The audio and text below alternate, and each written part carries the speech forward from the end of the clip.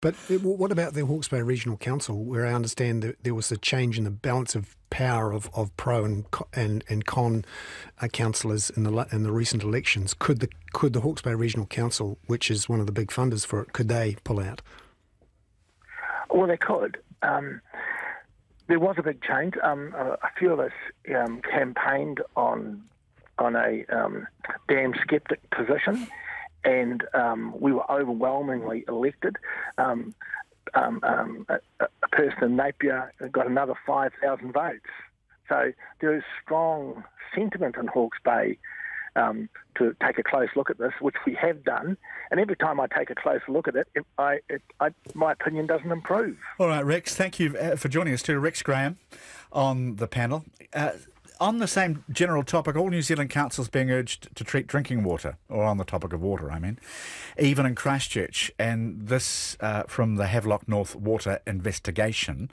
Water New Zealand's recommended mandatory treatment using microfiltration, passing the water across UV light or adding chlorine or all three just to be on the safe side. And even in Christchurch with its aquifers, there's a risk of contamination, it says, as the water travels through pipes that could be broken by contractors or affected by sewerage overflows. Daily testing would not prevent an outbreak as a result. And there is an emphatic contrary view that people want to drink pure, undistorted, I think is the word used by a Christchurch councillor, pure water, and would be prepared to wear the slim chance of getting sick. What is your view here? Do you risk the bug or reach for the chlorine for everybody? Reach for the chlorine. I have children. You could argue people should make their own choices, but when you've got elderly kids, people who are not able to make their own choices, then you use whatever technologies you have that's safe for everyone to make sure it's safe. The Havelock North sort of Campylobacter infection had lasting long-term consequences for people. Huge. I mean, I'm drinking a chlorinated water right now and cancer-free. I think it's there are serious. It's a serious public health risk to take, and I think you can't really take it on behalf of vulnerable people, as Bernard said. Okay, so even with the aquifers for Christchurch, you would actually agree with Water New Zealand. Be safe everywhere. We're going to be asking about the health effect on the gut of chlorinated water in these days of microbial awareness. We thought we'd ask an expert that because someone asked a question. I thought that's a good idea. Now, what else can I ask you about before we go? We've talked about this. We interviewed Lisa Wilson from the Little Bit of Britain store in her battle to sell British Weetabix in New Zealand. It's been a running battle at various times and places as small operators with British expats as customers clash with Sanitarium. Now, Sanitarium is in PR mode on this now, characterising Weetabix as a global brand, infringing on our market. Do you buy this argument? It does seem rather an overreaction. They're being a bully, and they should start paying taxes. Okay. Could Sanitarium say they won't worry about limited imports for nostalgic Brits, but if someone started doing it high volume, they would insist on? Do you think that kind of compromise would work? It's clearly two different brands, two different products. They should just let it go. It's not the way Sanitarium sees it, Bernard. No, well, we should examine their tax-paying status. They think of it as a crime, serial killer. Oh, very good. Save that one up. Joe McCarroll, thank you very much, and Bernard Hickey. Cheers. Thanks, everybody. We're back tomorrow, and here's Checkpoint.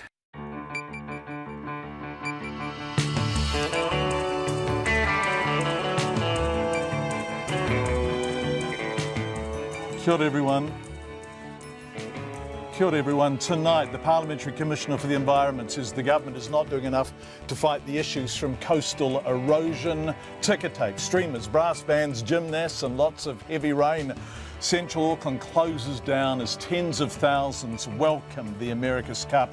Outrage after revelation some elderly patients were forced to sit on the floor whilst waiting for eye appointments. One waited 7 hours without being seen at all. Also tonight, more than 100 former wards of the state gathered at Parliament calling for a full government inquiry into the abuse they suffered in state gear. And Steve Hansen calls up a rookie for the All Blacks. Do join us after the news, which is coming up.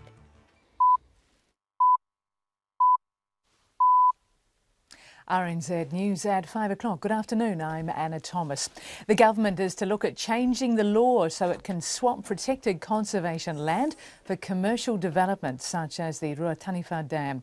The Supreme Court today agreed with Forest and Bird that conservation land in Hawke's Bay cannot be destroyed to make way for the $900 million project. Peter Fowler reports. The Conservation Minister, Maggie Berry, says the government will now look at changing the law to ensure DOC has the ability to make land swaps where the outcome is a win for conservation. Ms Berry says swapping lower value land for higher value land is sensible. But Hawke's Bay Regional Councillor Paul Bailey says the Taniwha land swap involves swapping high quality conservation land for a pugged up paddock. He disputes it would be a win for conservation. Forest and Birds Kevin Haig questions why DOC needs to swap conservation land when it can just buy land with high conservation values and add it to the DOC estate. Other than a law change, it appears the only option left for the Regional Council to build the Taniwha Dam is to seize it under the Public Works Act. In Hawke's Bay, this is Peter Fowler. The head of Team New Zealand, Grant Dalton, has called the rain that fell on the end of the victory parade through Auckland a blessing for the next America's Cup. Tens of thousands lined the streets as the team and the Cup headed to a ceremony on the waterfront. Grant Dalton praised the members of the team who won the Cup after New Zealand lost it 14 years ago. What do you say? Unbelievable team. Unbelievable team. What they have done is nothing short of phenomenal against all the odds, against all those that did not believe. They are amazing, and I owe them and each other owes them a huge debt. The head of Team New Zealand, Grant Dalton. Parliament has formally apologised to New Zealand men convicted in the past for consensual homosexual activity. Consensual sex between men aged 16 and over was decriminalised in 1986, but convictions for offences before that time remained on record and can appear in criminal history checks. Here's our Deputy Political Editor, Chris Bramwell. Amy Adams delivered the apology in Parliament during the first reading of a bill that would expunge those historical convictions. She says Parliament deeply regrets the hurt and stigma suffered by the many hundreds of New Zealand men who were turned into criminals by a law that was profoundly wrong. Labour's Grant Robertson says homosexuality being illegal, the imprisonments, the arrests and the fear didn't just ruin lives, it killed people. And for that, Parliament must also apologise. Atu te whare pārimata ko Chris Bramwell ahau. The government has rejected a petition asking for an independent inquiry into state care abuse that was presented at Parliament today. More than 10,000 victims of state care abuse signed an open letter and about 5,000 have signed the petition. They were presented to the Māori Party co-leader Marama Fox and Green Party co-leader Matiria Ture by the Human Rights Commissioner Dame Susan Devoy. The Social Development Minister Anne Tolley has so far refused an independent inquiry on the basis that there is no evidence of a systemic problem. Today, the Deputy Prime Minister Paula Bennett said an independent inquiry would not be sufficient in resolving the issue. And an inquiry would not resolve the claims of individuals, provide payments or offer personal apologies. The government extended the confidential listening and assistance service, which has provided more help than an inquiry would. Deputy Prime Minister Paula Bennett. A senior Canterbury psychiatrist says the health system is failing vulnerable patients with an intellectual disability who need secure care. Psychiatrists have written to the Health Ministry demanding it address a lack of funding in this area for district health boards. The chief psychiatrist at the Canterbury DHB, Perry Renison, says the underfunding is reducing the quality of care and support for those with an intellectual disability, and it's not fair. This is a really vulnerable, voiceless part of the population. Because they're a small part of the population, if you look numbers-wise, it doesn't mean that their needs can't be looked after. You can't have an act in place and not resource it appropriately. Dr. Perry Renison. The United States says it will use its considerable military forces on North Korea if it must, describing the North's latest missile test as a sharp military escalation. The US ambassador to the United Nations told the Security Council the US would table a new resolution against Pyongyang. Nikki Haley also threatened to use trade restrictions. North Korea's launch this week of an intercontinental ballistic missile was the latest in a series of tests and was in defiance of a ban by the UN. It's 5:05. Rookie All Blacks Jordie Barrett and Ngani Laumape have been given their first starts for the deciding third test against the British and Irish Lions in Auckland on Saturday. And coach Steve Hansen says they're ready for the baptism of fire. Fullback Barrett made his debut off the bench last month, while Laumape did likewise in last week's second test loss in Wellington. Malakai Fekitoa was brought into the squad for the suspended Sonny Bill Williams, but Hansen says Laumape was the obvious choice. Nani's the guy that we see as going forward is going to play a big part in our selection process, and we've got a lot of confidence in him as well, and his all-round game we think slightly better than Mullers. That's why we picked him in the first place. Steve Hansen. The New Zealand women's cricket team remain confident they can still make the World Cup semi-finals in England despite sitting outside the top four. The White Ferns play the West tonight, and batsman Katie Perkins says their fate is in their own hands. I think from the very start it was always going to be a very competitive tournament. Dropping one game to Australia, that's not the be-all and end-all, and washouts are something inevitable when we're over in England. So, it's only going to take other games around us to get washed out and things even up. And I think destiny's still in our hands. We win all our games from here. There shouldn't be an issue of making that top four. Katie Perkins. And two of the top three men's seeds are in action at Wimbledon tonight, with Roger Federer and Novak Djokovic playing their second round matches. Meanwhile, New Zealand's Marcus Daniel and his men's doubles partner play their first round match tonight. And that's the news.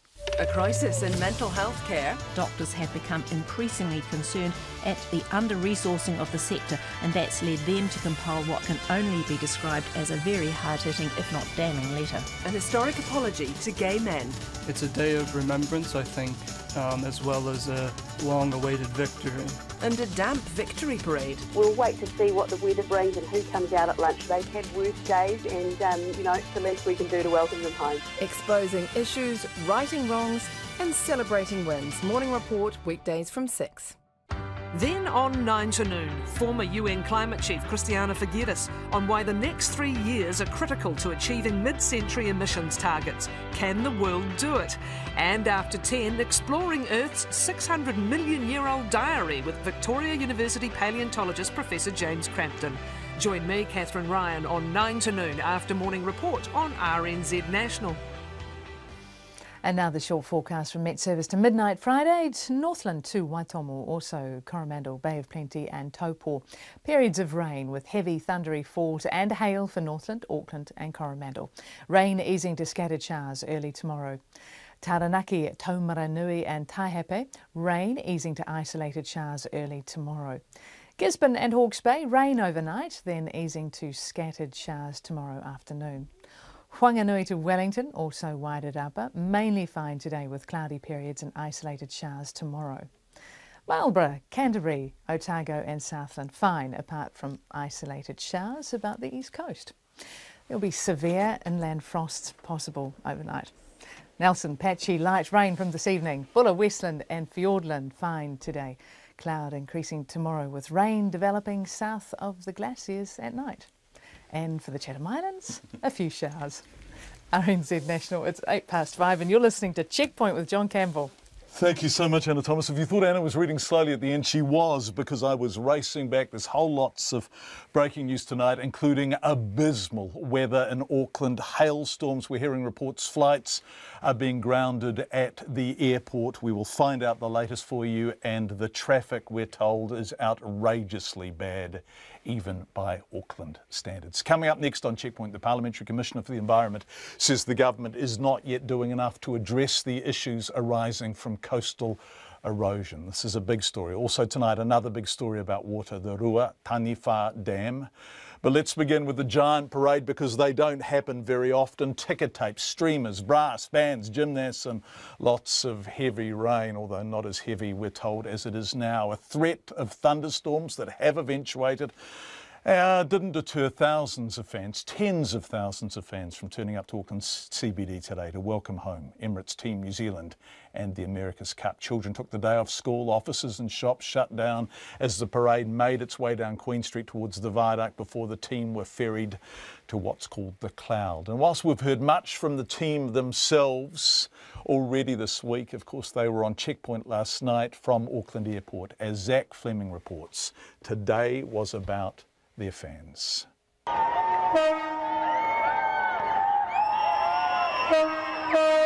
No amount of rain could dampen their spirits. You guys are absolutely soaked. Why are you still standing in the rain? Because this is what we do. We come out here and we support our team. Like, these dudes, they've been going 14 years to get it back home, and it's finally here, and it's just like the best.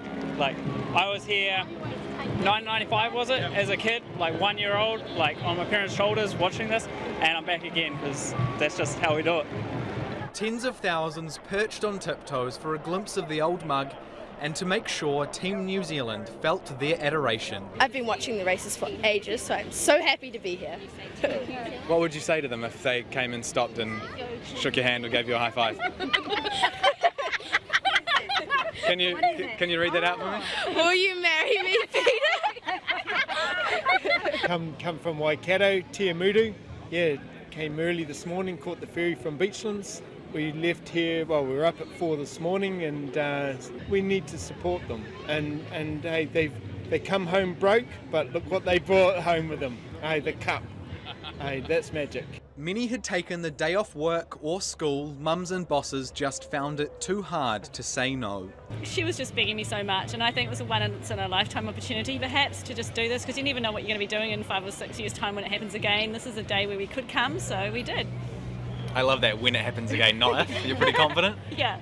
Even Lions fans put rivalry aside and came out in support of sportsmanship and skill. We had a great welcome here, we've all had a good time, all enjoyed ourselves.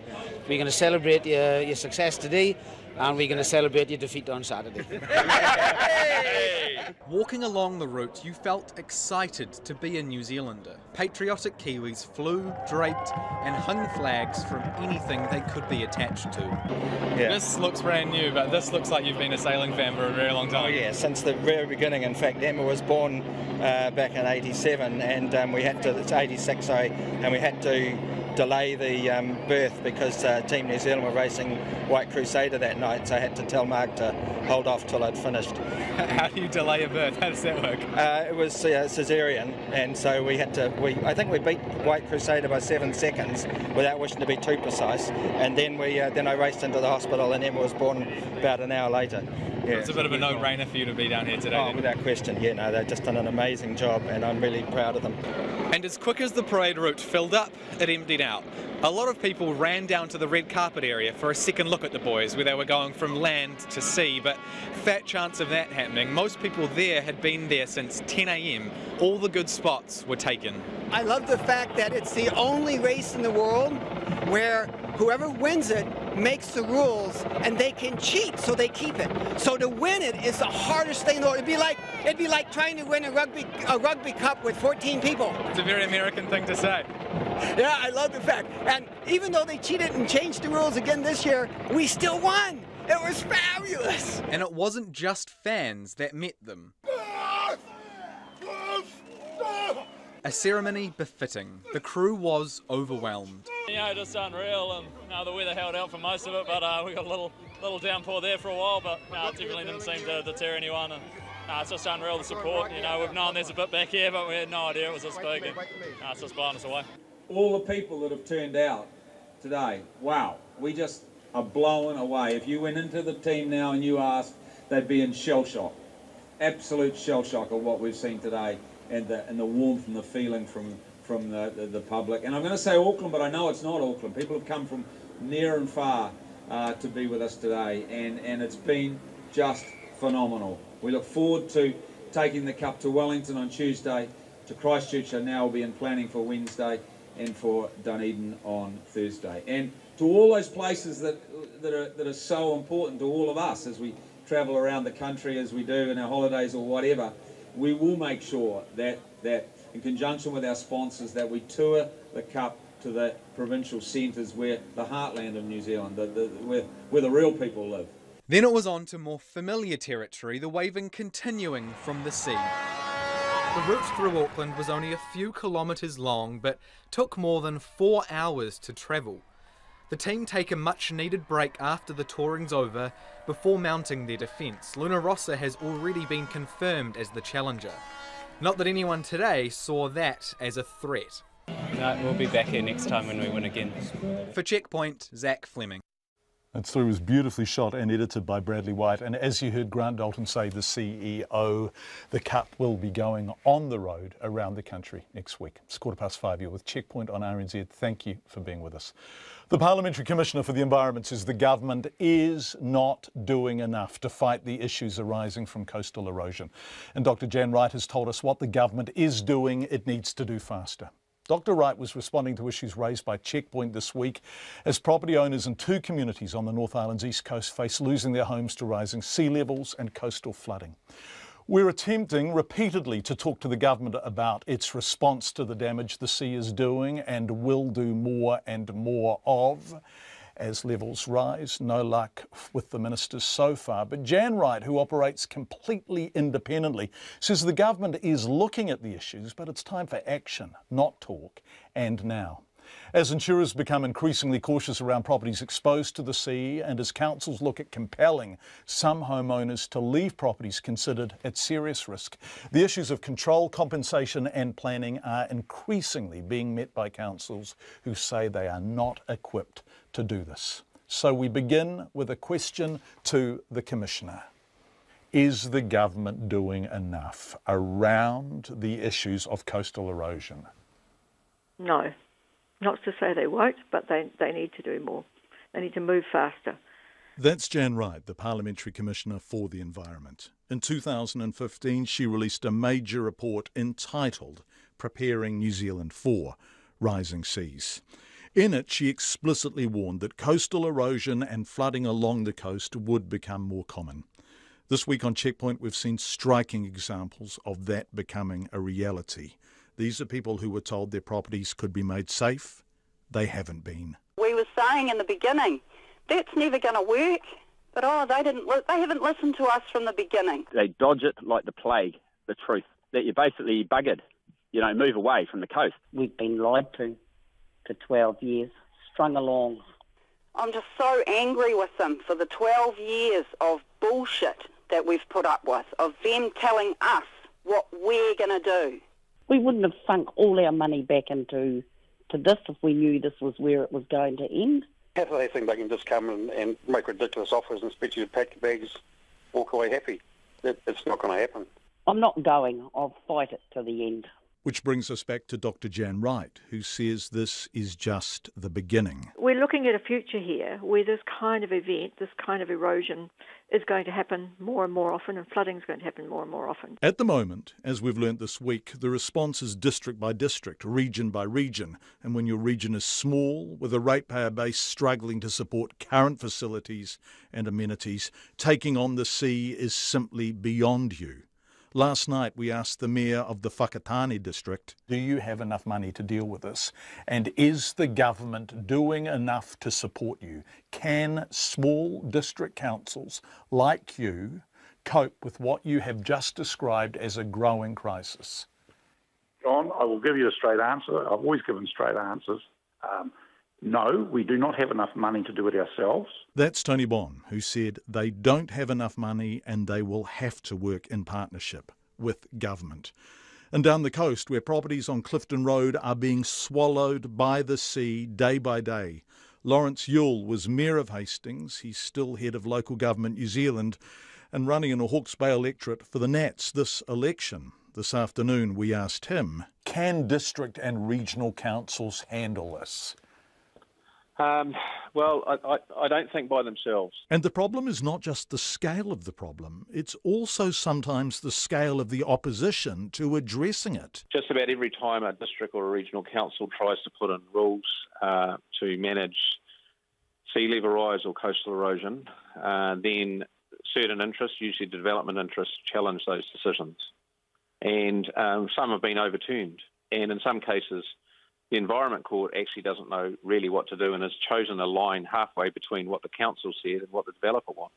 So, individual councils and sometimes regional and district councils are at odds with each other in the same area. Developers, property owners, the Environment Court, a case-by-case, make-it-up-as-you-go-along kind of response. And despite the warnings, despite the science, despite the reports, we still don't have a central framework from which a response can come. Here's Dr. Jan Wright again. We can just expect more of this, and we need to look ahead. We need to get ahead of the game and prepare, and need to make up our minds about compensation, who pays, how do you manage a managed retreat, and so on. Are we even having those discussions at a meaningful level? Scarcely. So what do the ministers say? Well, once again, they don't. This week we've asked Nick Smith, the Environment Minister, and Paula Bennett, twice the Minister for Climate Change, to discuss the government's response to issues along the coast. No each time. But Paula Bennett sent us a statement a short time ago saying, and I quote, "Ultimately, this is a matter for local councils to deal with." End quote. As we've heard, the local councils are saying they can't deal with it. The Greens say the government's inaction has everyone stuck in a kind of gridlock behind them. Here's their spokesperson, Eugenie Sage. The most recent guidance is 2008. There have been repeated promises that there will be more technical information available to councils, but the governments have failed to release it. There needs to be clear technical advice to help councils decide where coastal hazard zones are and then make the difficult decisions about whether future development should be allowed or not. Because at the moment, councils are making these decisions council by council, case by case, and what you're saying they need is leadership from Wellington? Exactly. And having the resources of both LINZ in terms of helping map, GNS in terms of their technical natural hazard science, because otherwise we get communities having to face these issues alone. And let's head back to one of those communities, Hawke's Bay. There, in the absence of guidance from Wellington, they're working to create a regional template, so at least there'll be local consistency. Here's Lawrence Yule again. The councils in Hawke's Bay have all got together, the Regional Council, Napier City and Hastings District, and have done a plan between Cape Kidnappers and Tongoia to look at sea level rise and coastal erosion, to form a set of rules and plans and strategies that are consistent across that part of New Zealand, that mean that every consent can be measured against that, and a strategy for the next 50 to 100 years can be worked out. Now, that's the first time, in my knowledge, that's been done in New Zealand. And it's a meaningful start. But government has more money, government has more data, and New Zealand has way more coastline than any one region. And that, says Dr. Jan Wright, is why the leadership has to come from Wellington. But we also need to get, I think, agreement across parties on how we deal with adaptation, how we adapt to a changing climate, because governments change all the time. And it's not just the people who are in power now, it's all the ones that will come after them. And we can't always be saying it's the next government's problem. This government does have a working group looking at responses, but it's not reporting back this year. A coastal hazards and climate change guidance was due at the end of 2016. We understand it's still some way off. But, like the homeowners we've met this week, Dr. Jan Wright says the science and the sea speak for themselves. We have to sort of stop talking about things and just considering options. We have to make some decisions and take some action.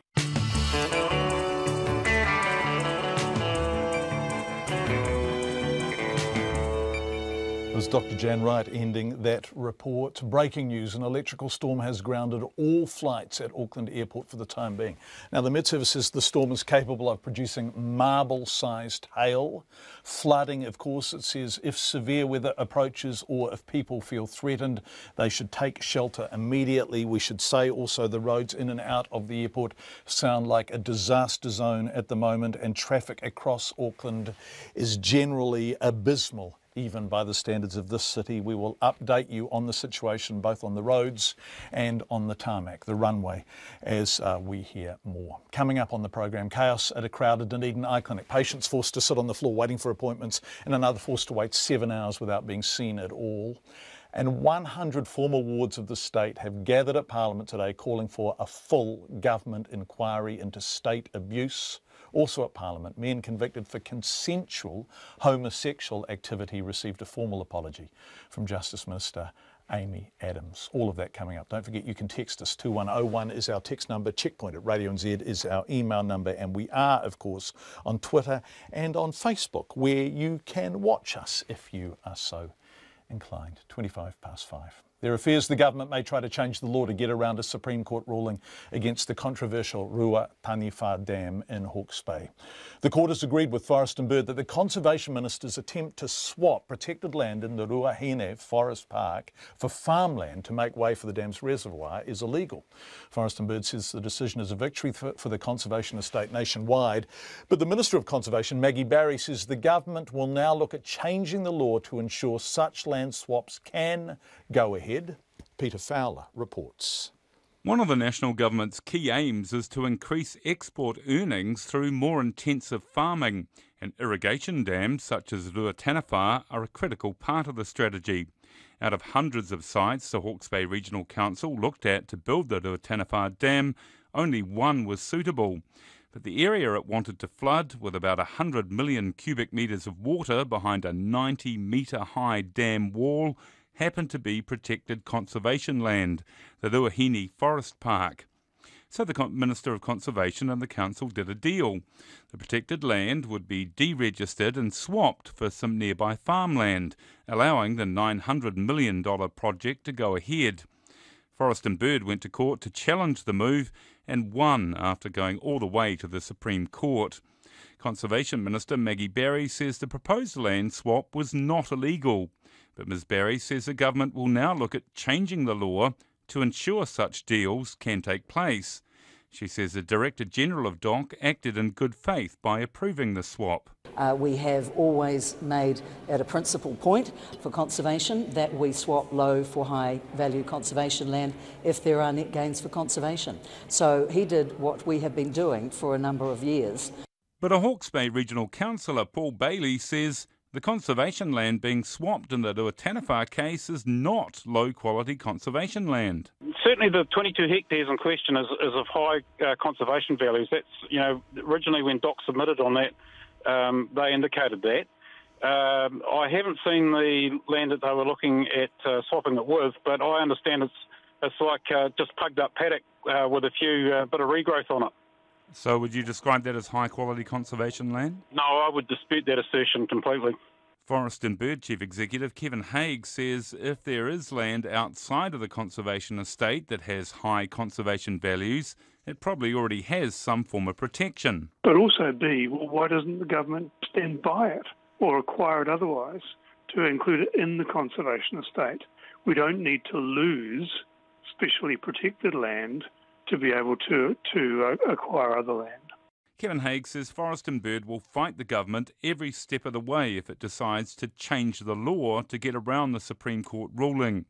Other than the government changing the law, the only other option for the Hawke's Bay Regional Council to build the Ruataniwha Dam now appears to be seize it under the Public Works Act. In Hawke's Bay for Checkpoint, Peter Fowler. Men convicted for having consensual homosexual sex under old laws have finally received a formal apology from Parliament. Parliament decriminalised consensual sex between men aged 16 and over in 1986. But convictions for offences before that time remained on record and can appear in criminal history checks. Advocates for the men say the stigma of those convictions has been devastating for many, but the apology is certainly a step in the right direction. Our Deputy Political Editor Chris Bramwell was in Parliament as the historic apology was delivered. Today we're putting on the record that this House deeply regrets the hurt and stigma suffered by the many hundreds of New Zealand men who were turned into criminals by a law that was profoundly wrong, and for that we are sorry. As members of the gay community watched quietly from the public gallery, the Justice Minister Amy Adams told Parliament that those men should never have been burdened with criminal convictions. It's unimaginable today that we would criminalise consensual sexual activity between adults. Almost 4 years ago, this Parliament passed the Marriage Definition of Marriage Amendment Act 2013 to allow same-sex couples to legally marry and I was proud to vote in favour of it. Today is another historic day for the New Zealand gay community and their families, as Parliament formally apologises for the hurt caused by the convictions and takes the first reading of a bill to expunge those convictions. In an at times emotional speech, Labour's Grant Robertson told the House when homosexuality was illegal, the imprisonments, the arrests and the fear did not just ruin lives, it killed people. Hundreds, possibly thousands of lives have been lost because men could not bear the shame, the stigma and the hurt caused by this Parliament and the way that society viewed them as criminals.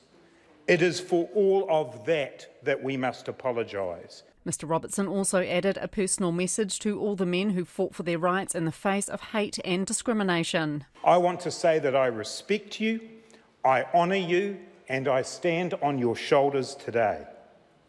The fact that I, as a gay man, can be out and proud and a member of Parliament is but a small tribute to you.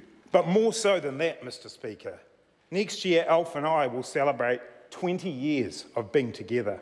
And early the next year, 10 years of our civil union.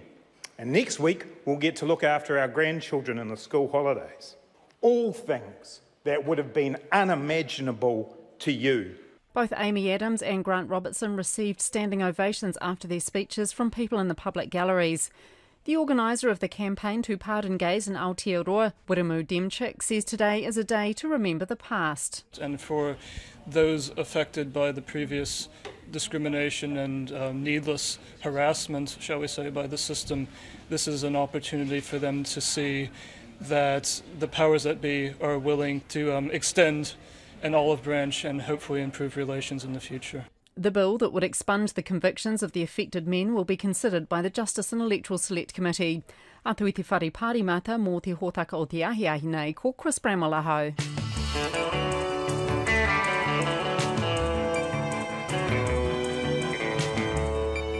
You're with Checkpoint on RNZ. Coming up on the program, the latest on the weather situation in Auckland as an electrical storm and hail grounds flights, and we've just got an email in from the traffic people in Auckland, and they tell us that the train services on the Eastern Line are currently running at reduced frequency due to flooding at Panmure Station. So the weather is bad. It is raining cats and dogs. Also coming up, All Blacks coach Steve Hansen makes a bold call naming rookies Geordie Barrett and Ngani Laumape in his do-or-die final test against the Lions on Saturday. Nona's here with business news. But before it all, Anna Thomas with the 5:32.5 headlines. Thanks, John. All flights at Auckland Airport have been suspended for a time tonight due to a lightning warning. The airport says a lightning warning means aircraft cannot be refuelled, and the suspension affects all domestic and international flights. The airport says the lightning is coming from a line of thunderstorms that have been passing over the city for the past hour. The government is to look at changing the law so it can swap protected conservation land for commercial developments, such as the taniwha Dam. The move follows today's Supreme Court ruling that conservation land in Hawke's Bay cannot be destroyed to make way for the $900 million project. The Prime Minister has praised Team New Zealand's head Grant Dalton for leadership. They got the sailing team through tough times before winning the America's Cup. The team and Cup paraded through Auckland today, watched by more than 80,000 people. Mr English told the team that they will now know just how much pride the country has for their efforts. Labour's Grant Robertson has told Parliament that the law against homosexuality did not just ruin lives through arrests, imprisonments and fear, it killed people. Parliament has today formally apologised to New Zealand men who were convicted in the past for consensual homosexual activity. The United States says it will use its considerable military force on North Korea if it must, describing the North's latest missile test as a sharp military escalation. The US ambassador to the United Nations has told the Security Council America will table a new resolution against Pyongyang. And the government has rejected a petition asking for an independent inquiry into state care abuse that was presented at Parliament today.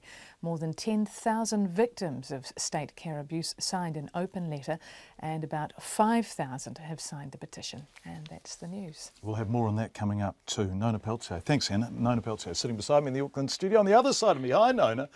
Wages are rising as companies scramble to fill skilled roles. I have a sneaky suspicion some of our listeners might be surprised to hear wages. I guess they think they might be. Yeah. However, I tell you, apparently, no, these things are changing up. Right. Whereabouts and what kind of increases are we talking about? Well, we're talking about jobs everywhere, pretty much everywhere. There are jobs that are going, with nobody applying for them, basically. So the regions are trying to attract people, Auckland, Wellington, Christchurch to a lesser extent, but certainly in the big city, there's a lot of jobs that are being advertised, particularly in construction, finance, technology. So yesterday we had the ANZ job ads, and they said, wow, you know what? Cameron Baggery, who's the chief economist at the ANZ, he's saying that, look, we're going to start seeing wage pressures arriving late this year, for certainly in 2018, and as unemployment rate falls, like we're at 4.9% right now, he's expecting that to fall a bit further. So wage pressures mean what for the Reserve Bank? Is anyone discussing that yet, or is it too soon? They're basically saying that right now it hasn't actually caused any concern to the Reserve Bank. So we're not talking about that. However, Trade Me, who keeps track of job ads, they just released a statement today saying that jobs advertised, this is average construction jobs advertised in Auckland, have risen 21% this past month in June over the year earlier. 21%. Year on year, that's a big increase. That's a big increase. We're talking about an average of $99,000 compared with $82,000 the year earlier. And interestingly, I spoke with the managing director of Robert Half New Zealand. That's a recruitment company that specializes in finance and tech jobs. She said that recently she helped somebody look for a job, and another employer, same job, went from $60,000 to $80,000. That's a 33% increase. So she said typically you would expect 3 to 7%, 7% being on the upper edge. We're seeing that in some cases those increases are even greater than that. I can hear the text starting in now from people saying, show me those jobs. I want one of those jobs. Okay, well, anyway, I'm sorry. Well, you can only okay. That's the way it is. So I guess if you have the right skills. However, I have to say, Robert Half, Megan Alexander said, you can't appear too greedy when you front up for a new job, because if you're looking like you're only in it for the money, you might not get that job. So be careful. Right. Negotiate carefully. Look humble as you as Kendrick Lamar amazing skills that are in hot demand. Thanks, Nana. What happened on the markets today? Well, actually, the New Zealand market did pretty good compared with the rest of the region. Asia's been a bit off since, few missiles being launched into the Sea of Japan, etc. Yeah, that's not helped the markets there much. Also, some uncertainty about where the U.S. Federal Reserve is going with interest rates. It's not decisive. So anyway, we've seen some changing, I guess maybe a subdued market is the best way to describe it in Asia, and a little bit weak, but New Zealand's top 50 index rose 0.4% today. That's pretty good, up 34 points to 7,630, just within a hair's breadth of our all-time high.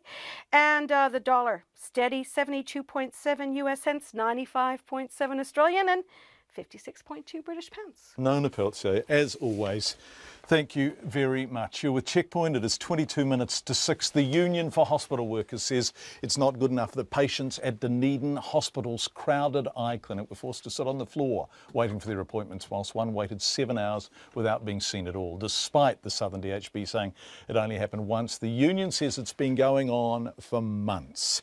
Here's our reporter Lydia Anderson. The DHB has been trying to clear a waiting list of thousands of delayed ophthalmology appointments that have built up over the last year. At least 14 patients suffered moderate or major loss of vision late last year while waiting for follow-up eye appointments. But a Public Service Association spokeswoman, Julie Morton, says the DHB's haste to clear the backlog has seen patients, some of whom are elderly, having to sit on the floor in a crowded waiting room. There's not enough places to sit down, and my issue with that is, A, it's just not appropriate to put patients on the ground, and secondly, it's a health and safety matter. You're then blocking doorways and egress and all kinds of things. The DHB's Chief Medical Officer Nigel Miller said in a statement patients had to sit on the floor on one occasion last month when the DHB ran an extra clinic and saw 140 patients in one day after securing a locum at short notice. We acknowledged the clinic on June 6 was very busy and the waiting room became very crowded. This was not ideal and apologised to any patients who were inconvenienced by this. We are working extremely hard to reduce the time patients are needing to wait for ophthalmology appointments. But Julie Morton argues the situation was not a one-off. This is happening all the time. That's not happening once. She says clinic staff themselves are under huge pressure dealing with the numbers of patients. Those are our members who, have to front that because there's nobody else there to do it. And so they're also suffering from a bit of, very unhappy patients at times too, who are there for very long times. There was one person that was reported to me from a member who had waited 7 hours and finally gave up and left. Dr Miller said about 15 locum clinics have been held this year and all except the one last month involved reasonable lead-in times. He said extra seating had been ordered but did not arrive on time for last month's clinic. It was unfortunate the additional seating that had been ordered did not arrive in time for this clinic, and again apologise for any discomfort this caused. However, we do now have additional seating. RNZ News asked the DHB how many patients are still waiting for appointments, but it said it was unable to provide a response today. In Dunedin for Checkpoint, Lydia Anderson. Let's go to some sport now. The British and Irish Lions coach Warren Gatland, Kiwi, lest we forget, will field the same starting 15 this week in the deciding match against the All Blacks on Saturday night. Joining us now is our excellent rugby reporter, Joe Porter. You've got a little sparkle in your eyes, Joe Porter, because this is exciting. Absolutely. And Warren Gatland has been kind of throwing the cat amongst the pitches today, isn't he? He's talking up the stress on the All Blacks. Oh, yes, absolutely. He's saying all the pressure on Saturday night is going to be on the All Blacks, and there's an element of truth there. The British and Irish Lions fans, if they won, it would be one of their most famous victories, and of course, they would erupt and the city would be drunk dry. However, they're not necessarily expecting a win. They've already got one, surprisingly, they thought, in the bag. So the pressure is on the All Blacks, the two-time world champions, to maintain what is this perfect record of series since 1971. If they were to lose, it would be a huge black mark against Steve Hansen and this current All Blacks book. So they will not be wanting to lose. Gatland's absolutely right. The pressure is on the All Blacks. He also says the Lions haven't even scratched the surface of their potential, which is a fairly stark warning heading into this weekend's game. However, I think that might be a little bit of trumpeting there because, let's be honest, we know what the Lions are going to bring this weekend. It's going to be the same as last weekend. So we'll see what happens. He does make a good point, doesn't he? In 2005, the All Blacks won the second test by it was Dan Carter's greatest ever, I think, game, right? Yeah. He was sublime. And so we went to the third test with 2-zip, dead rubber. This feels so different. Oh, it does. And it's so exciting. So what are the All Blacks saying about all of this? Well, Steve Hansen's made some pretty big calls considering the nature and the size of this occasion. He's throwing in rookie backs Ngani Laumape and Geordie Barrett to start for their very first test. They've only played one test each before this, coming off the bench. You talk about getting thrown in the deep end. It's your first test start. You're facing the British and Irish Lions at Eden Park in front of 50,000 fans. Lions. You can just imagine the pressure cooker situation at a packed Eden Park. But it's also going to be a special night for a trio of brothers on this All Blacks side, and it should be fantastic for the Barrett brothers.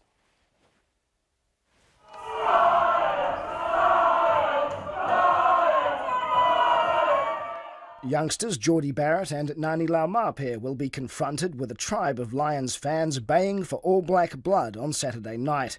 Barrett is just 20 years old, but coach Steve Hansen believes he has what it takes to handle the baptism of fire. He's very good aerial, so they're going to give us plenty of high ball to catch. He's a good defender. He's a very skillful rugby player. And do we have confidence? Yeah, we do. We wouldn't have picked him in the first place if we didn't. And whatever he does on Saturday is just the beginning. He's just going to get better and better. He comes from a fairly good stock, so I'm picking he'll go all right. That stock is the inimitable Barrett bloodline. Geordie's father, Kevin, a Hurricanes lock, famously announced on retirement that he was off to breed some All Blacks. First five Bowden and Geordie Barrett will start this weekend with another brother, Lock Scott, on the bench.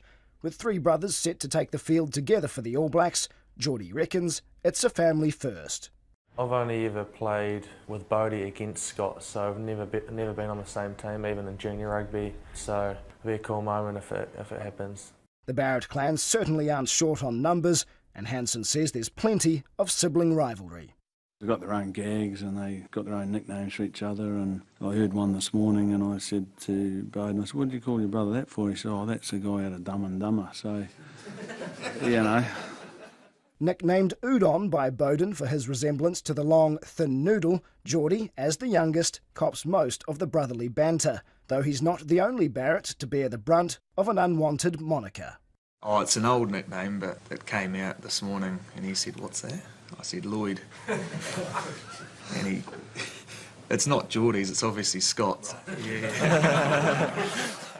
While Bowden is quick to dish out the ribbing, Geordie's kept in line by some thinly veiled threats. No, I've never called him anything differently. Very respectful younger brother. Yeah. There was some repercussions if I called him something else, so I just kept it Bowden or Bodie. And Bodie says Mum Robin, who the Barrett boys hold dear to their heart, will be clutching at hers from the stands on Saturday night. She'll be pretty nervous, I think, but she all likes to have the boys home and the girls all at once. It's pretty special when we all get together, but they'll be up again this weekend, nervously excited as usual. As will All Blacks fans, who are hoping the Barrett boys put to bed any notions of an historic Lions win. In Auckland for Checkpoint, Joe Porter.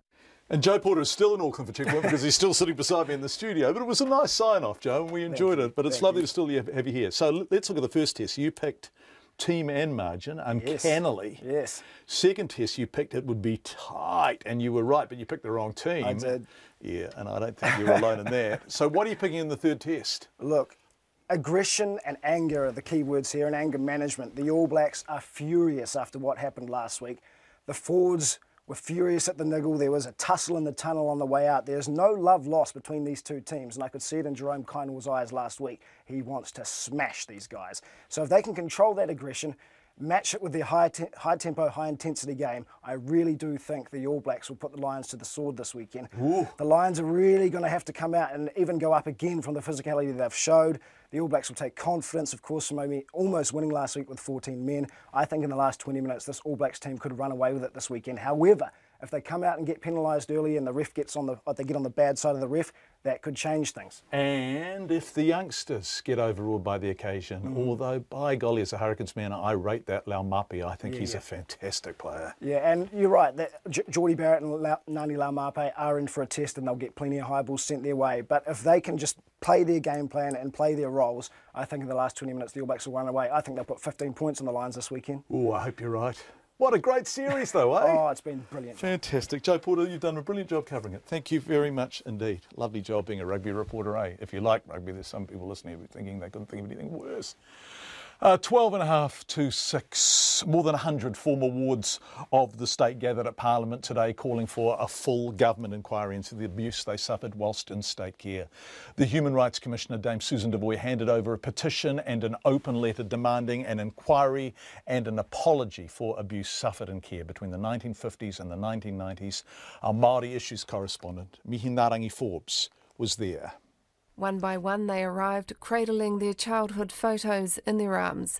They wandered onto Parliament grounds, anxious about what they'd find, but they found one another. Long embraces between survivors. Only they know the horrors of state abuse. Say in the bloody matter. No say. Because we didn't somehow... We didn't know we were children. We were children. Pamela Thompson doesn't have a television and she doesn't listen to the radio. And by chance, she read a notice about today's gathering and she travelled from Auckland to share her story. I've had meetings from foster fathers. I've had foster fathers masturbate in front of me as a child. Not a horrendous. Between the 1950s and 1990s, 100,000 New Zealand children were taken into state care. It's not known how many suffered sexual, physical and psychological abuse, but these people say they are all victims. They put me in the psychiatric Bill 9. And I remained there for 4 years as a zombie, medicated as a zombie. Can you remember it? Clearly. If you couldn't take it, medication, if you didn't take it orally, they just stabbed you. 3 in a room. No clothes on, stitch blankets, no mattress. One after another, they shared their stories. Just not engage with SIFs anymore. Let's look after our own children. Don't let them be taken off us, and let's start taking responsibilities.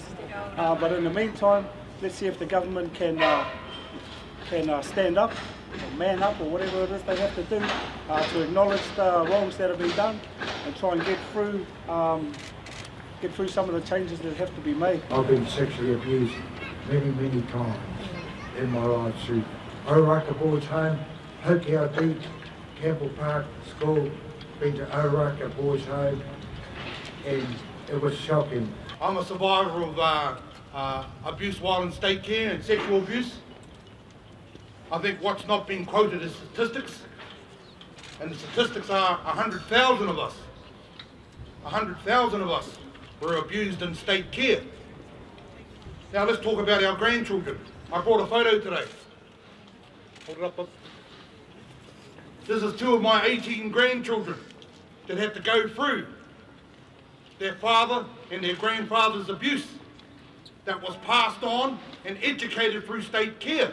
Green Party co-leader Matiria Tude, who has friends and family who were abused in state care, accepted the Action Station petition.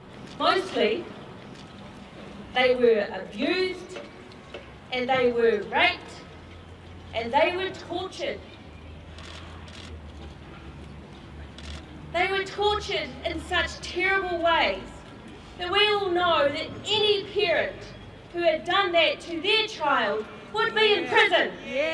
And the Māori Party co-leader Marama Fox received an open letter signed by more than 10,000 people. Abuse survivor Tupua Urlich, who is also a member of the independent advocacy group for children, Whakarongo Mai, told the crowd he was disappointed no one from the national government came out to hear their stories. That was dangerous, that wasn't safe.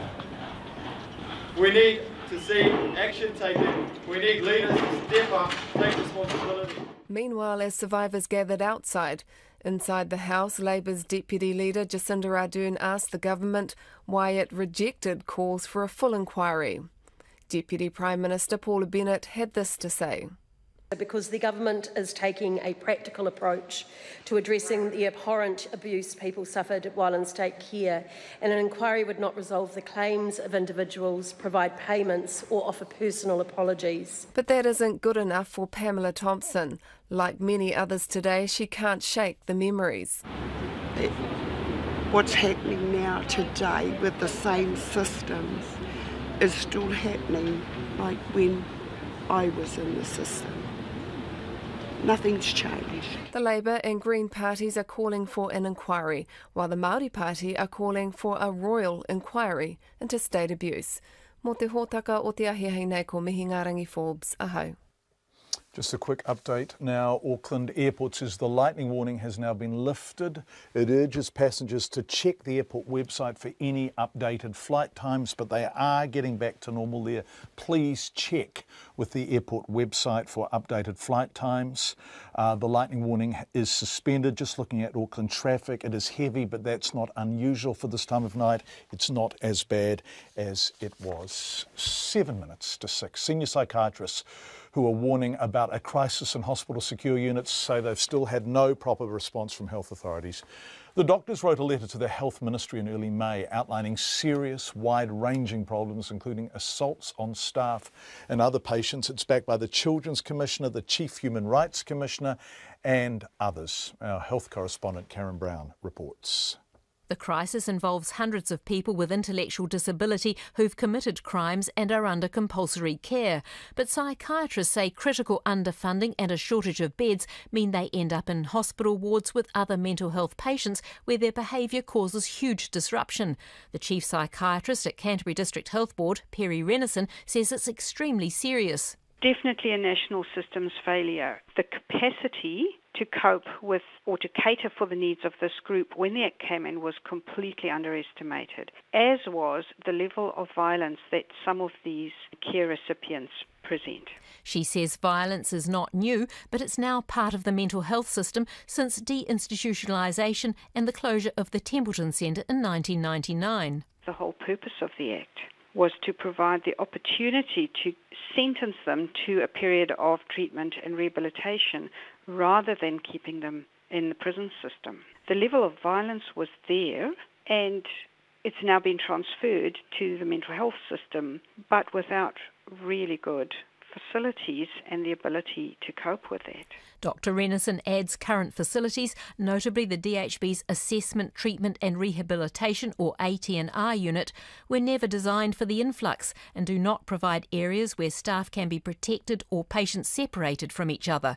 She adds violence is rife and the DHB considers daily whether to close other mental health services to relieve staff in the unit if needed. They're doing a magnificent job, but we can't expect them to turn up to work every day and face the possibility of being assaulted without them knowing that something is going to be done about it.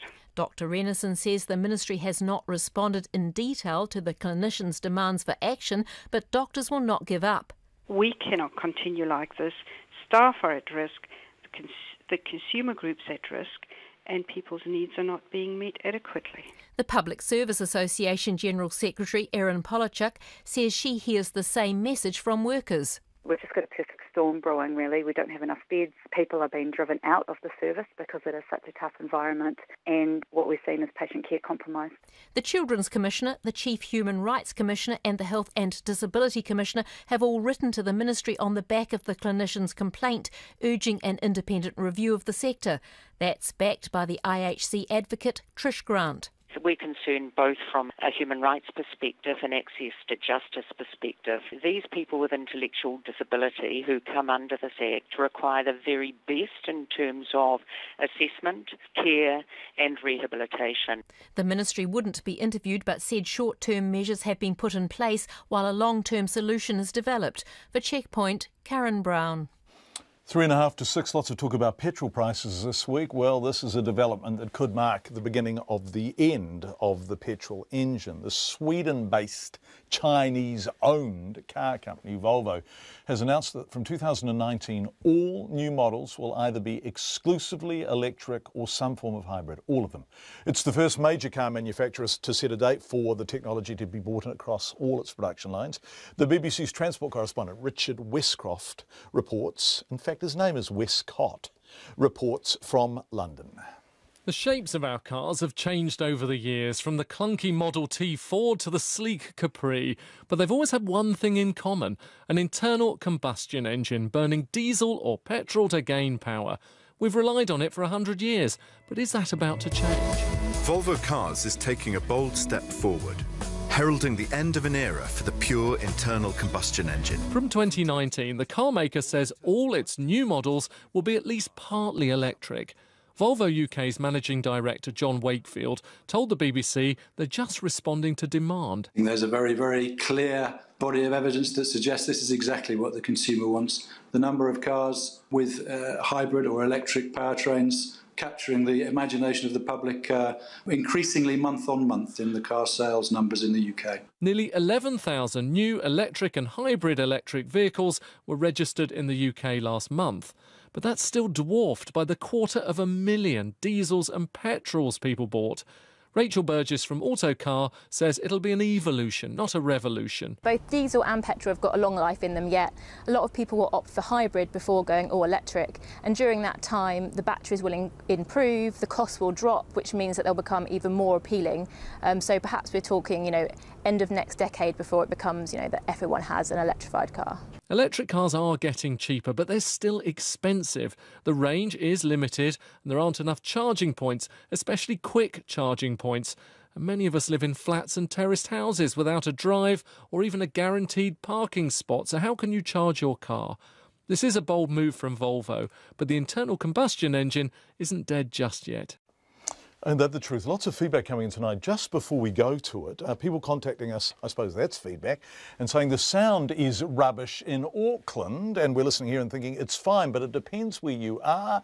We're hearing that lightning has hit a couple of transmitters in parts of the city, so there will be pockets of Auckland where the sound is indeed quite ropey. We apologise. I don't know whether we're sending someone up with a ladder and a big piece of rope to repair it or what we're going to do. Oh, I'm going, Pip's saying, I'm going after our program, which means the normal transition may be some time, ladies and gentlemen, but it's 101.4 in Auckland. If you fiddle round on the dial a little bit, it may improve. We apologise for this, but it really has been a rubbish evening on the weather front. Lots of feedback on the taniwha Dam, and overwhelmingly the consensus is what the court says stands, and the government should not meddle with it. Full stop, end of story, and some of you are expressing it in stronger terms. In fact, pips are required. RNZ News at 6 o'clock. Good evening, I'm Anna Thomas. The government is to look at changing the law so it can swap protected conservation land for commercial development, such as the Taniwha Dam. The Supreme Court today agreed with Forest and Bird that conservation land in Hawke's Bay cannot be destroyed to make way for the $900 million irrigation project. However, the Conservation Minister Maggie Barry says the government will now look at changing the law to ensure such deals can take place. Ms Barry says the proposed land swap was not illegal and the Department of Conservation's Director General acted in good faith by approving it. We have always made it a principal point for conservation that we swap low for high value conservation land if there are net gains for conservation. So he did what we have been doing for a number of years.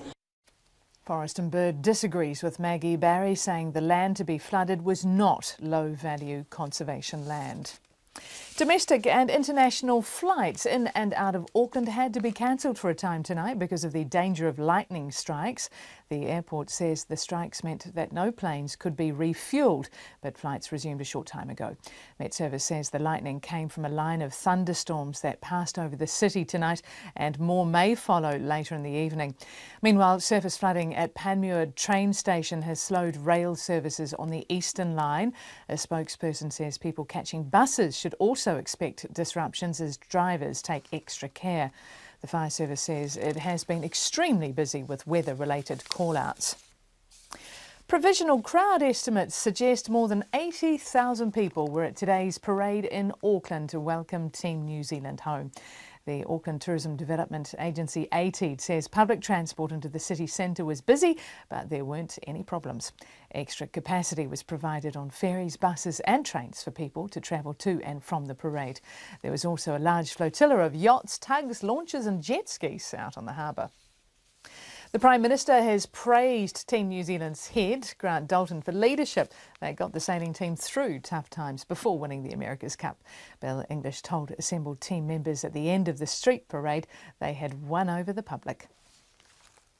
I think from talking to some of you here today, it's only today you've realised the impact on hundreds of thousands of Kiwis who admire your efforts and are so proud of them. The Prime Minister, Bill English. The Dunedin City Council says there will be a parade in the city next Thursday to celebrate Team New Zealand's America's Cup victory. The council says the parade will be at lunchtime, but more details will be confirmed next week. And Wellington's parade will be on Tuesday. Parliament has formally apologised to New Zealand men who were convicted in the past for consensual homosexual activity. Consensual sex between men aged 16 and over was decriminalised in 1986, but convictions for offences before that time remained on record and can appear in criminal history checks. Legislation that would expunge those historic convictions has been passed through its first reading in Parliament this afternoon. During the debate, Labour's Grant Robertson told the House that homosexuality being illegal and the imprisonments and the arrest and the fear did not just ruin lives, it killed people. Hundreds, possibly thousands of lives have been lost because men could not bear the shame, the stigma and the hurt caused by this Parliament and the way that society viewed them as criminals. It is for all of that we must apologise. Labour's Grant Robertson. A report by the Ombudsman's Office into Hawke's Bay Regional Prison has found significant areas of concern in the high security area, particularly with prisoner safety. A team from the office made an unannounced inspection late last year, and the Chief Ombudsman, Peter Boshier, has indicated reports from such inspections will be made publicly available from now on. Anne-Marie May reports. In his report, Peter Boshier described the Hawke's Bay prison as an institution of two halves, with pronounced differences between the conditions and atmosphere in the high and low security units. He said there was a clear and urgent need for the prison to address violence and intimidation, particularly in the high security units. He also said anti-bullying efforts were ineffective in addressing predatory behaviour. Mr Boshier also identified some areas of good practice at the prison, including the close links formed with employers. This is Anne-Marie May. It's 6:05. The British and Irish Lions head coach Warren Gatland has refused to drop controversial prop Mako Vunipola for the third and deciding test match against New Zealand, despite admitting ill discipline could cost the visitors the series. For the first time in almost 25 years, the British and Irish Lions will field the same starting 15 in consecutive rugby tests. Vunipola was penalised 4 times and sent to the sin bin for 10 minutes in the second test in Wellington, but Gatland says the loosehead prop deserves to play at Eden Park on Saturday. The Maka Vunipola one, you look at that and then you put the Cody Taylor one side by side as we did, exactly the same. He's a bit unlucky. The one that the referee's penalised him for going on his knee, it's absolutely marginal where he's competed on the ball, so he hasn't collected Barrett's head or anything. That's been going on in the first 2 test matches. Warren Gatland. New Zealand golfer Danny Lee finally gets to defend his maiden PGA Tour title this weekend in West Virginia. Lee is the defending champion at the Greenbrier Classic, despite winning the tournament 2 years ago. Last year's tournament was cancelled due to extensive flooding. The 26-year-old Lee says his confidence is back ahead of his title defence after going through one of the worst periods in his professional career late last year. I was struggling a little bit late in the last year and early this year. I was just testing some stuff and switching coaches, and everything's all settled in, and I'm in a good place right now, and I'm just ready to play some good golf. And Danny Lee tees off at 5 o'clock tomorrow morning, and that's the news.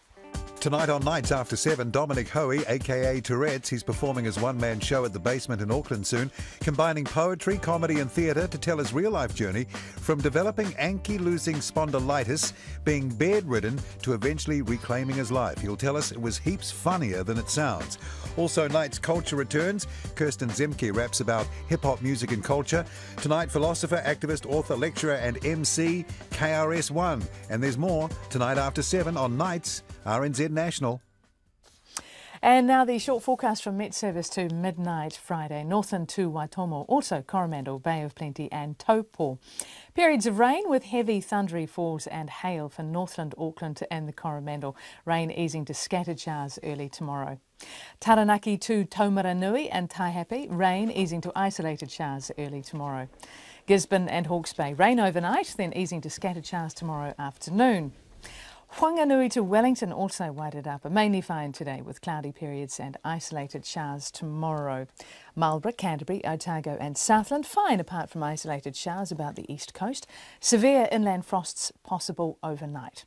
For Nelson, patchy light rain for this evening. Bulla, Westland and Fiordland fine today. Cloud increasing tomorrow with rain developing south of glaciers at night. And for the Chatham Islands, a few showers. RNZ National, it's 6:08 and you're listening to Checkpoint with John Campbell. Thank you very much indeed, Anna Thomas. Still rubbish sound in some parts of Auckland. We apologise. It's no good, is it? No good at all, although it's been that kind of day on the weather front.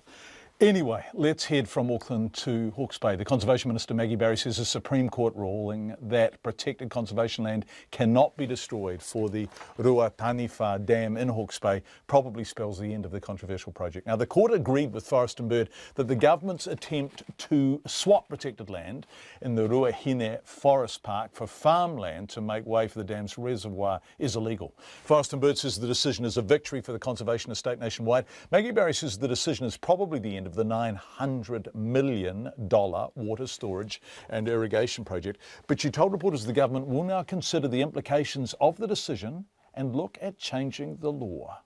The Prime Minister's indicated that we will look at the law because the principle is we want conservation gains. Over the past 30 years we've swapped low-value land for high-value land to get good conservation outcomes, and that has been a very good practice. But if we are unable to do any of that, that does prevent us from attaining the best possible gains for conservation. So yes, I support us looking at the Act. What's the time frame for any changes? Is this something National would take into the election and make clear beforehand? Well, as you know, the House rises in a month or so, 6 weeks, and there won't be time within our legislative framework to go into it this term, and nor would it be appropriate to rush into this. It is complicated. An 84-page report has a lot of detail in it. It was a split decision by the Supreme Court, as it has been split decisions by other courts. It's a very complex area of law, and we need to take proper time to consider it. What do you say to the suggestion that the Minister for Conservation is fighting against her own conservation laws? It's ridiculous.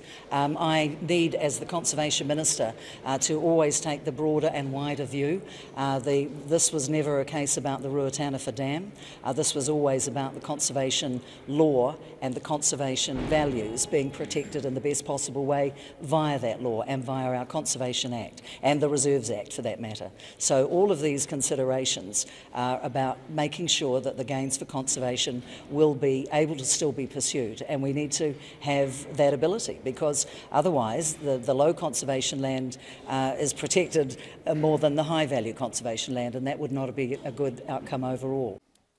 It's Conservation Minister Maggie Barry. The America's Cup was shown off to tens of thousands of Aucklanders today in a parade 14 years in the making. It snaked its way through much of the central city. Offices emptied, many school rolls were noticeably down.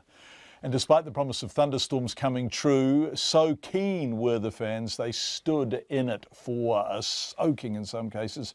Zach Fleming joined the crowd and asked people why they'd given up their day for a glimpse of the old mug.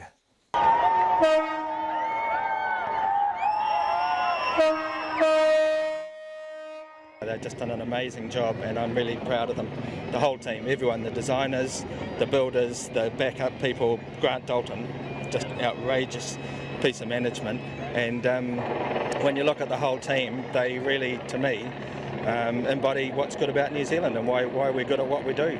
You know, we punch above our weight because we've got people like this who lead us. You guys are absolutely soaked. Why are you still standing in the rain? Because this is what we do. We come out here and we support our team. Like, these dudes have been going 14 years to get it back home, and it's finally here, and it's just like the best.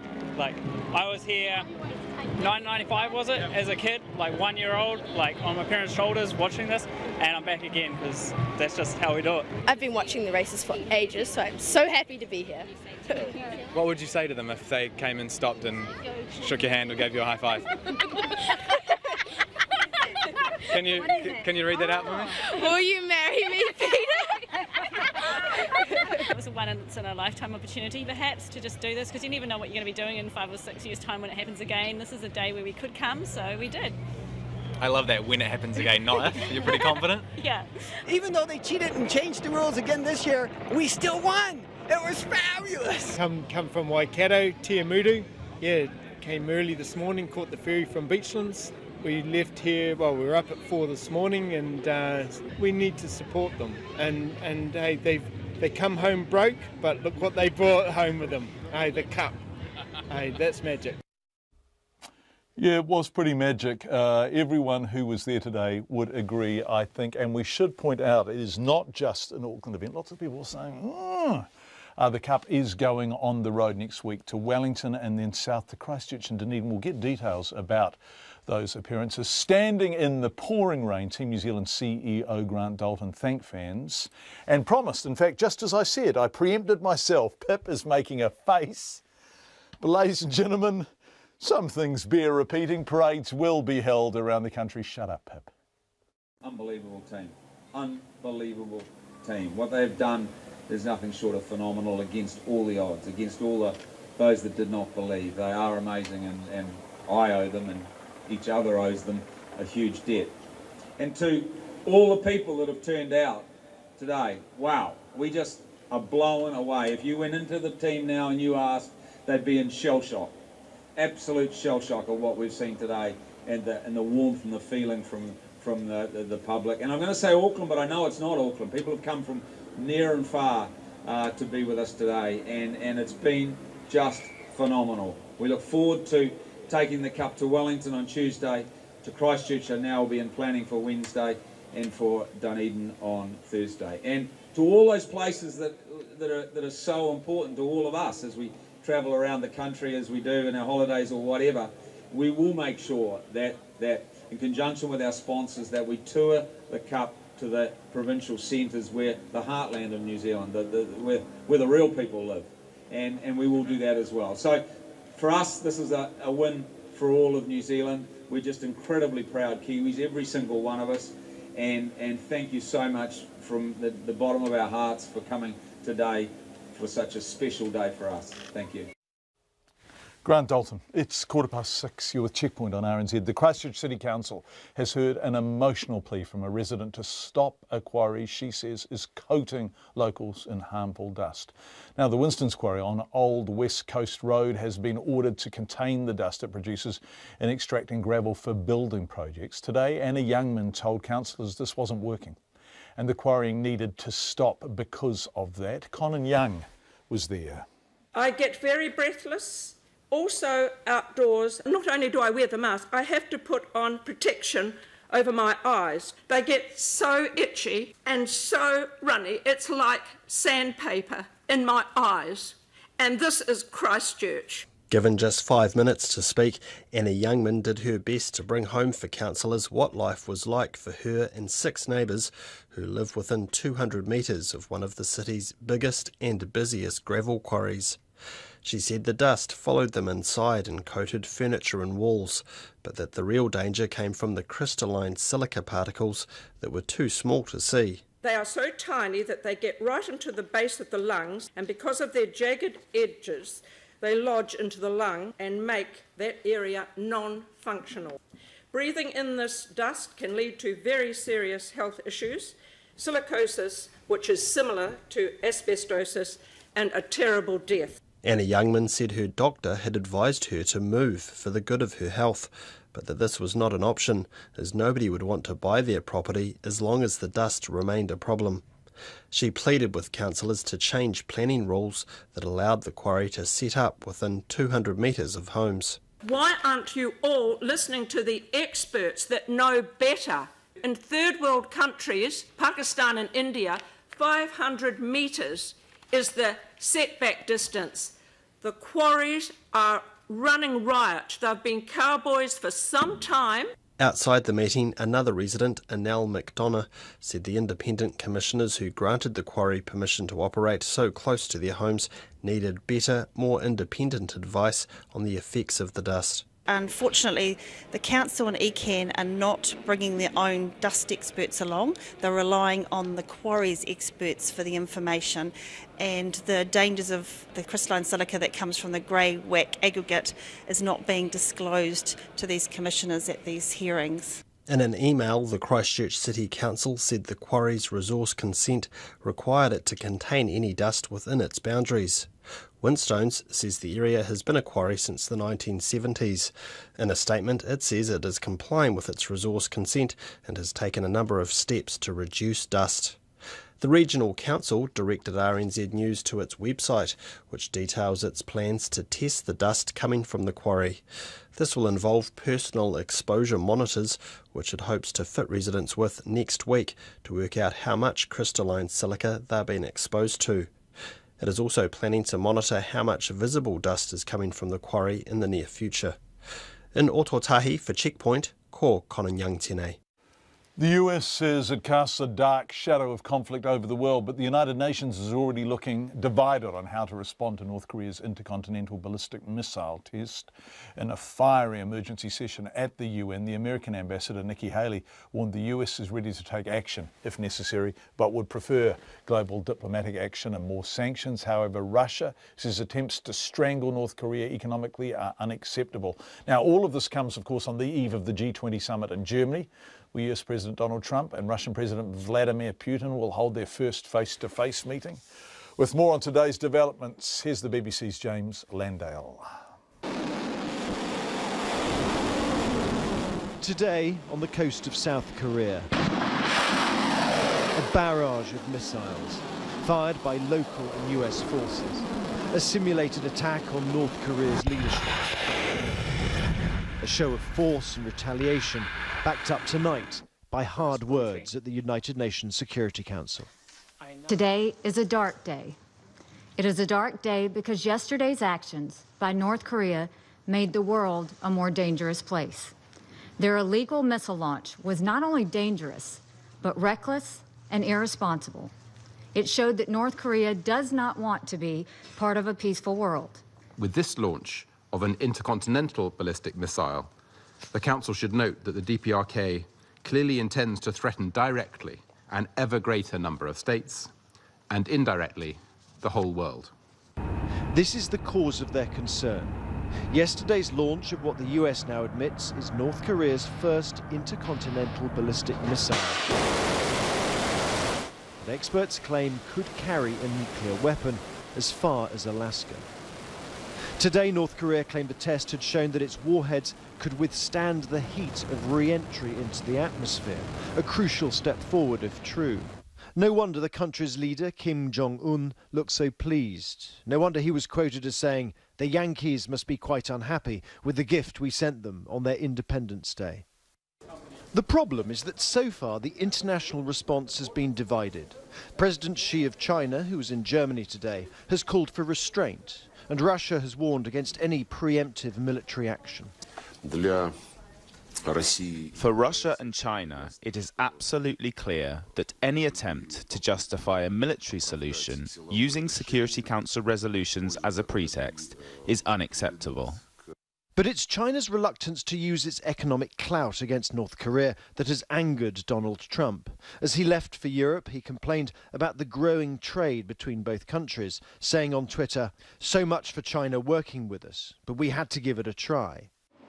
The question is what else the US might do. Today's joint military exercises were designed to show what commanders said could happen if US self-restraint were lifted. I'm sure they'll be looking at military options. It's their bases that are under threat. It's their seaboard that is now within reach. But whether any other country would be asked to come and help at the moment, is hypothetical. Tonight, Donald Trump arrived in Poland ahead of the G20 summit in Germany, where the crisis will be high on the agenda, but where a united response looks unlikely. That report from the BBC. The impasse between the small Gulf nation of Qatar and 4 of its Arab neighbours is continuing. Qatar has refused to give in to demands by Saudi Arabia, the UAE, Egypt and Bahrain, who have broken all ties with Doha, accusing it of supporting terrorism and regional foe Iran. However, for the moment, they've refrained from slapping on more sanctions. Qatar claims the countries are showing clear aggression and says the accusations are designed to turn opinions in the West against it. The ABC's Anne Barker has this report. At Cairo's Tahrir Palace, foreign ministers from the 4 Arab nations have met to plot their next move against Qatar.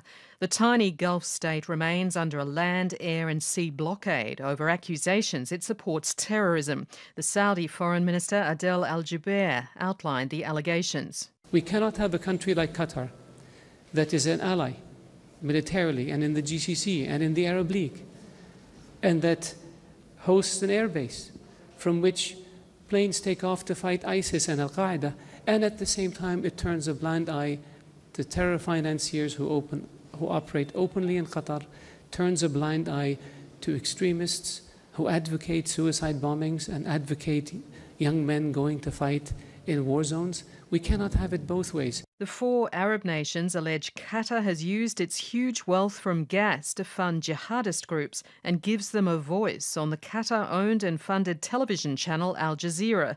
They want the network shut down, along with 12 other demands, including the removal of a Turkish military base in Qatar and curbing ties with their enemy, Iran. Demands that Qatar's Foreign Minister Sheikh Mohammed bin Abdulrahman bin Jassim Al Thani refused. We believe that the main issue is not about terrorism. The main issue is opposing differences and the way to shut the other voice. And maybe they are looking at Qatar that it's punching over its weight. Qatar knows its role in the Syrian conflict is viewed with suspicion by its Arab neighbours, but its foreign minister denies it gives support to terrorists. Qatar opposes violent extremism that is a global threat to all humanity. However, what other countries fail to grasp is labeling political opponents as terrorists. Merely silence them, regardless of how we may feel about their agendas, is both unjustified and fails to solve any problem, not only morally wrong, it would likely make the problem worse. Emerging from the Cairo meeting, Arab foreign ministers say Doha doesn't understand the gravity of the situation. They plan to meet again soon in Bahrain to consider expanding the blockade. The escalating crisis has deepened concern among Western allies, which see the Gulf states as crucial partners in defence and energy. A US military base in Qatar plays a key role in the war against the Islamic State group, and both the US and Kuwait have tried to mediate in the dispute. Overnight, the US President Donald Trump spoke to Egypt's president by phone, urging a resolution to the growing crisis. But for now, neither side is backing down. That report from the ABC, 6:25. Work is underway to build 145 social housing units in Wellington City. It comes just days after Social Housing Minister Amy Adams announced 330 new homes would be built in Lower Hutt. But as Michael Kropp reports, critics say it's too little too late for the city, which is still nearly 4,000 homes short. And what we're launching today is a program across 5 sites where Housing New Zealand are going to be building 145 new one-bedroom units. If all goes to plan, the first of these homes will be ready by this time next year. Amy Adams says the $48.5 million project has been years in the planning, and the one-bedroom units fit the demand in Wellington, which is mostly from single people and couples without children. These are intensified developments of apartments of one bedrooms for people with quite high needs, and we have a real need for those, and bringing them together in purpose-built facilities where we can provide that wraparound support is really important. And my core job is to make sure we have the social housing mix and quantity that we need for our tenants. The units will be fully insulated, energy efficient and have good access to sunlight. The 20 units at Hanson Street in Mount Cook near the hospital will be designed specifically for people with disabilities. Patrick Doherty, Housing New Zealand's General Manager of Asset Development, says the Hanson Street site will also include a communal space to help build community. In this particular site, there are people where the accessible housing is required, so clearly there are some mobility issues for the people who are going to occupy it, so having something close on site for them to be able to congregate or just connect with people, because one bedroom units aren't that large, it's quite appropriate to put some space in there. But Labour has dubbed the announcement a cynical election ploy because the developments had already been announced and one site has been vacant for 5 years. It says while the minister is lauding the 145 new units, in reality they add just 32 more single bedrooms across the city. When the 130-unit Gordon Wilson building, which Housing New Zealand sold in 2015, is included, the city is down nearly 70 units. At the same time, demand continues to rise. The waiting list in the city has grown from 121 people in June 2014 to 200 in March this year. The Deputy Mayor, Paul Eagle, chairs the Housing Task Force and is standing for Labour in Rongotai. The biggest disappointment has been the length of time it's taken to make these decisions. Some of the sites have sat empty now for quite some years, and the community has been saying to me, look, what's happening? When are they going back in? What are they going to look like? The waiting lists are getting longer, both for the city and I know for the state. So it's important that any new stock gets given a tick, but we need more. The Wellington City Council provides more than half of all the city's social housing. Mr Eagles says the city is 4,000 homes short and will need another 4,000 social homes built over the next 2 decades. In Wellington for Checkpoint, Michael Cropperho. Thank you, Michael. 6:28, almost time to go. Auckland Airport says it is not closed, but it is urging travellers to check airline flight information for the latest details. It says there are still disruptions at the airport due to terrible weather conditions in the city tonight. Lightning strikes, hail, some flights delayed, real disruption, traffic disaster and all that kind of stuff. Flights are happening in and out of Auckland now, but do check for times if you are coming or going from the city. And if you are in the city for the rugby, or you are travelling to Auckland for the rugby and you're hearing about the really abysmal weather in our largest city this evening, I have no consolation for you whatsoever. I am very, very sorry to say that the forecast for Saturday night for the test at Eden Park is similarly grim. Rain. Basically, it is going to rain all day Saturday and put on a particularly heavy burst, according to the Met Service, about kick-off time, which does, conventional wisdom says, suit the Northern Hemisphere style of rugby, although the Lions have been playing good Southern Hemisphere rugby too, running it from all around the park, so who knows. Anyway, it'll be a crack of a game. That is Checkpoint for tonight. Thank you so much for being with us on behalf of our excellent and very hard-working team. We do appreciate your company. And we hope to see you, or speak to you anyway, again tomorrow night at 5.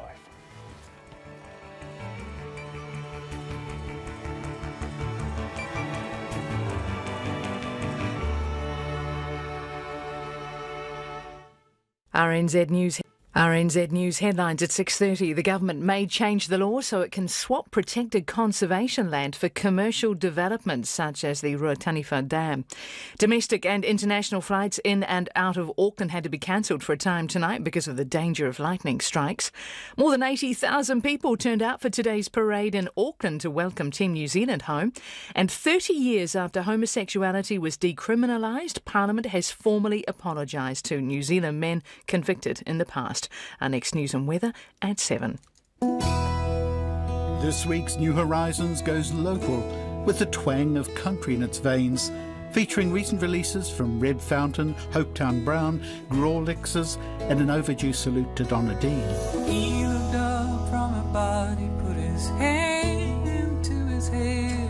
Join me, William Dart, for New Horizons tonight at 7.